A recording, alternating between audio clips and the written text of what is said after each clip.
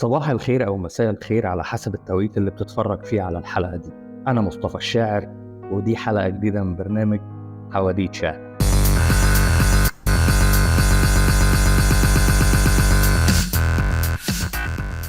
في حدوتة النهاردة هنحاول نكتشف مع بعض، هل الجوكر انتحر فعلا ولا مات قضاء وقدر؟ سنة 2008 اتعرض فيلم The Dark Knight، واللي كان واحد من ثلاثية أفلام باتمان للمخرج كريستوفر نولان. والفيلم لما نزل كان فيه ضجة كبيرة عليه بسبب موت بطل الفيلم المساعد هيث ليدجر اللي كان قايم بدور الجوكر، وكان فيه أقاويل كتير قوي، هل هو انتحر؟ هل هو مات لوحده سكتة قلبية؟ كان فيه دوشة كتيرة حوالين الفيلم، وبسبب موت هيث ليدجر الفيلم اترشح للأوسكار، وكان أول فيلم من أفلام الأبطال الخارقين يترشح عن جايزة للأوسكار وكمان يكسبها. هيث ليدجر يحصل على جايزة أفضل ممثل مساعد عن دوره الجوكر في فيلم The Dark Knight. So what are you proposing? It's simple. Kill the Batman.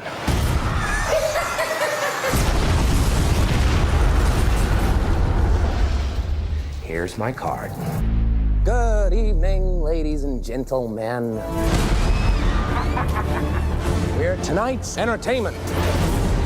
Well, hello, beautiful. And here we go. هيث ليدجر هو ممثل استرالي، ابتدى حياته الفنية في استراليا، وبعد كده سنة 99 انتقل لهوليوود عشان يشارك في أول عمل ليه اللي كان اسمه 10 Things I Hate About You، وفي نفس السنة بيشارك في فيلم تاني اسمه Two Hands من إخراج المخرج الأسترالي غريغور جوردن. وبتتوالى الأفلام وبتتوالى العروض وبيسطع اسم هيث ليدجر، وده اللي يخلي كريستوفر نولان يرشح هيث ليدجر لدور الجوكر. I'm gonna give it to him. No! You'll see. I'll show you. You either die a hero, or you live long enough to see yourself become the villain. الجوكر وزي ما احنا عارفين هو شخصية معقدة نفسيا، عشان أي ممثل يقدر يأدي الدور ده لازم يكون ممثل قوي جدا ويقدر يتقمص الشخصية صح. وفعلا الدور بيتعرض على هيث ليدجر وبيوافق، وبيقرر ان هو يعمل معايشة للشخصية، فبيروح لواحد من الفنادق في لندن عشان يقيم داخل الأوضة بتاعته لمدة شهر. خلال الشهر ده بقى هيث ليدجر كان ما بيتواصلش مع الناس، كان بيتواصل مع نفسه ومع الشخصية، بيحاول يبني لها صورة من خياله، ضحكة بيدور عليها عشان تكون مخيفة ومضحكة في نفس الوقت، لأنه في الأساس مهرج.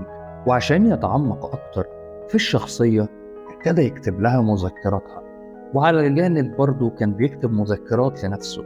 ومن المذكرات دي بنعرف كتير قوي عن الفترة اللي قضاها هيث ليدجر مع الجوكر. بيخرج هيث ليدجر بعد شهر من الأوضة وهو متقمص شخصية الجوكر لأبعد الحدود، ومن كتر تقمصه ده أحيانا كان بيعمل حاجات خارجة عن النص، زي مثلا المشهد الشهير في الاسم هو قاعد بيسقف.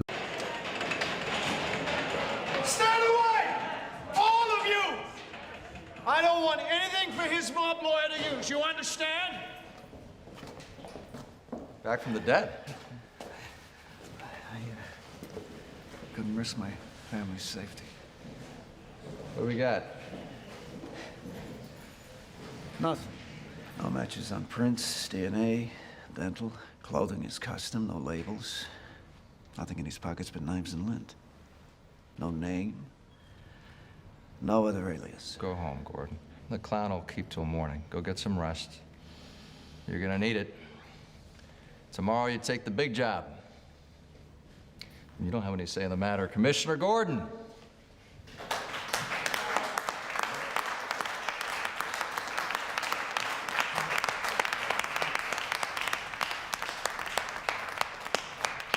المشهد اللي احنا شفناه ده ما كانش مفروض يتعامل بالطريقة دي، ولكن دي كانت حركة ارتجالية من هيث ليدجر وخلت كريستوفر نولان يوافق عليها جدا، لأن الحركة دي نبع من الشخصية نفسها، ارتجال في محله جدا. وفي مشهد تاني هو مشهد دخول الجوكر للحفلة اللي عاملها بروس وين. Good evening, ladies and gentlemen. We are tonight's entertainment. I only have one question. Where is Harvey Dent? في المشهد اللي احنا شفناه ده الممثل القدير مايكل كين كان ليه جمل حوارية وكان المفروض يتكلم مع الجوكر، ولكن الحقيقة انه خاف بجد ونسى الجمل الحوارية اللي هيقولها، واللي خلى هيث ليدجر او الجوكر بمعنى اصح يرياكت على خوفه ويكمل ويتجاوب مع خوفه ده وكأن شيئا لم يكن. وكريستوفر نولان بدل ما يلغي المشهد او يعيده بيسيب المشهد بأخطائه بارتجالاته، عشان فعلا ده قدر يوصل الحالة زي ما هو كان متخيلها في دماغه.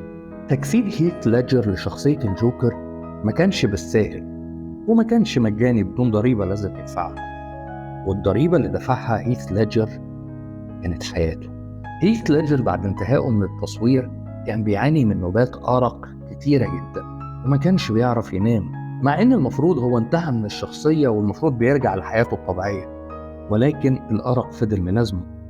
وفي تقارير صحفية هتلاقوها موجودة تحت في الديسكريبشن بتقول وعلى حسب المصادر نفسها ان هيث ليدجر في أثناء تجسيده للشخصية عشان يتقمصها كان بيتعاطى المخدرات، وفي تقارير تانية أشارت انه كان بياخد حبوب مهدئة ومضادات اكتئاب عشان يخرج من الحالة اللي كان هو فيها بسبب شخصية الجوكر. وبتقول كمان ميشيل ويليامز اللي كانت صديقة هيث ليدجر إن شخصيته شخصية حساسة جدا ولا يمكن يعمل أي حاجة تأذيه أو تأذي اللي حواليه، ده على عكس الشخصيات اللي كان بيقدمها على السينما والصورة اللي اترسمت في خيال الناس عن إن هيث ليدجر شخص مجنون أو مختل عقليا. بعد شهور من معاناة هيث ليدجر مع الجوكر وآثار الجوكر عليه يتم إعلان وفاة هيث ليدجر يوم 22 يناير سنة 2008، وتم إعلان وفاته عن عمر 28 سنة. وبعد يوم من وفاته بتعلن الشرطة عن سبب وفاة هيث ليدجر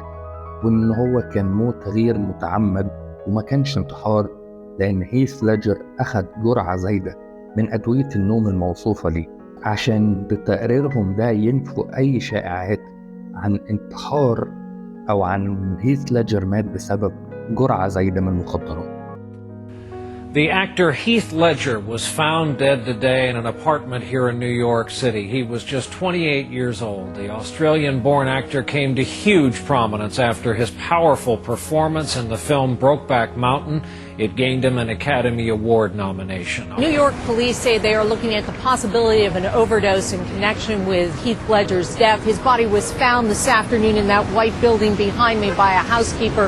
Police sources tell our local affiliate WNBC that the housekeeper discovered Heath Ledger's naked body in a bedroom around 3:30 this afternoon. There were pills apparently strewn about the body, and there were 2 bottles, one for prescription drugs, one for non-prescription drugs.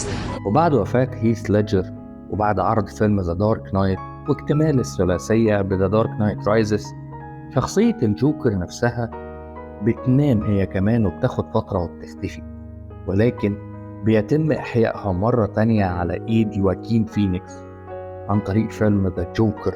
أنا مش جاي أقول لك حب الشرير أو اكرهه، أنا مش جاي أعرض لك وجهة نظري، أنا جاي أعرض لك آراء وأحكي لك حدوتة النهاردة، وأنت عليك إنك تشوف هل أنت بتحب الشرير ولا لأ. بس الحاجة اللي أنا جاي أكد عليها إن هيث ليدجر كان واحد من الممثلين العباقرة اللي فعلا السينما خسرتهم، واللي هيفضل علامة مميزة في تاريخ السينما بشخصية الجوكر اللي أداها هيث ليدجر.